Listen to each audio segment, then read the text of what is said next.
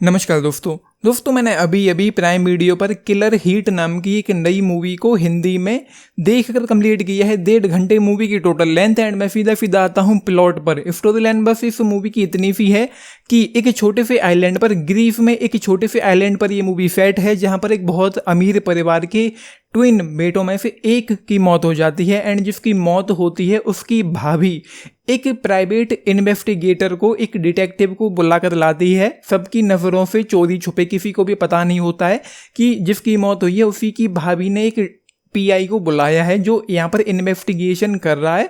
और उसकी मौत कैसे हुई, क्यों हुई, किस लिए हुई, क्या सस्पेंस है, क्या चीज़ें हैं, वो धीरे धीरे यहाँ पर रिवील होती रहती हैं। एंड एक चीज़ बता दूं मैं, सस्पेंस से मुझे याद आया कि जो सस्पेंस इस मूवी का है, जो कल्प्रेट है, वो मूवी की शुरुआत में ही मुझे समझ में आ गया था। डाउट्स हो रहे थे कि मतलब सोचने वाली बात है कि जिसकी मौत हुई है उसकी भाभी क्यों बुलाकर लाएगी किसी को इन्वेस्टिगेट करने के लिए उसके ब्रदर इन लॉ की डेथ को।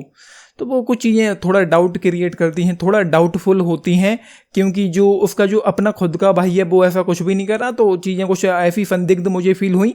फिर आगे चलकर जैसा मैंने सोचा था वैसा ही कुछ निकल के आता है। और अंत में एक ट्विस्ट भी आता है जब वो प्लेन में पहुंच जाता है, फिर वहाँ से लौट कर आता है, तो वो अपने आप में थोड़ा ट्विस्ट लेकर आता है वो चीज़ जो थी। उसके अलावा मूवी शुरुआत में इंटरेस्टिंग लगती है, इंगेजिंग भी लगती है, चीज़ें सही भी लगती हैं। किरदारों में मैं इन्वेस्ट हो गया था, इस मूवी में मैं इन्वेस्ट हो गया था, कनेक्ट कर पा रहा था, रिलेट कर पा रहा था, लेकिन ज़्यादा देर के लिए नहीं, क्योंकि मूवी सेम ट्रैक पर चलती है पूरी तरीके से। ऊपर से प्लॉट भी जो है उसमें भी कुछ खास बात नहीं है। लगभग पौने घंटे की मूवी निकली होगी, पूरी तरीके से पौने घंटे की भी नहीं निकली होगी, और मैं डिस्कनेक्ट होना और डिस्ट्रैक्ट होना शुरू हो गया था, क्योंकि सेम ट्रैक पर चल रही, कोई एक्साइटमेंट नहीं है इस मूवी में, कोई इंटेंसिटी नहीं है, कुछ बहुत ज़्यादा ऐसा नहीं है कि आपको क्यूरियोसिटी हो कि कौन है।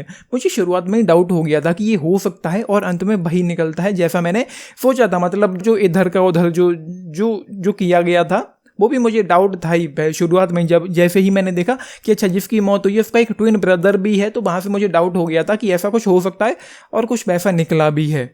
वो है। बाकी परफॉर्मेंसेस को लेकर मैं बस इतना कह सकता हूँ कि जोसेफ गॉर्डन लुइट ने प्ले किया है यहाँ पर निक बाली को, प्राइवेट इन्वेस्टिगेटर को, जिन्होंने अपना अच्छा दिया है, और उस किरदार को यहाँ पर काफ़ी अच्छे से डेवलप भी किया गया है। उसकी शादी टूट गई है, उसके रीजन भी जानने को मिलते हैं, और भी कुछ थोड़ी बहुत चीज़ें हैं। एक कैरेक्टर और है यहाँ पर, पेनालोपी, जो उसकी भाभी थी जिसकी मौत हुई है। एंड जो किरदार है रिचर्ड मैडन ने प्ले किया है लियो को और एलियस को, तो वो है। बाकी पर्टिकुलरली मैं किसी सीन के बारे में, किसी सीक्वेंस के बारे में, किसी मोमेंट के बारे में कह पाऊँ कि वो कुछ बहुत अच्छा था तो नहीं है। ऊपर से प्लॉट लाइन जो है वो भी कोई बहुत खास नहीं है, कुछ भी बहुत आउट ऑफ द बॉक्स नहीं है, कुछ भी बहुत नया नहीं है, कुछ भी बहुत ऐसा नहीं है कि हमने कभी पहले ना देखा हो, सब कुछ देखा हुआ सा। और सबसे बड़ी बात यही है कि इस पहले मैंने पकड़ लिया था, समझ में आ गया था कि ये होगा, और वही निकला। बीच बीच में थोड़े और कुछ और किरदारों पर भी डाउट जाते हैं, लेकिन जिस किरदार पर मुझे शुरू से डाउट था वो हमेशा ही बना रहता है, और वही निकलता है अंत में।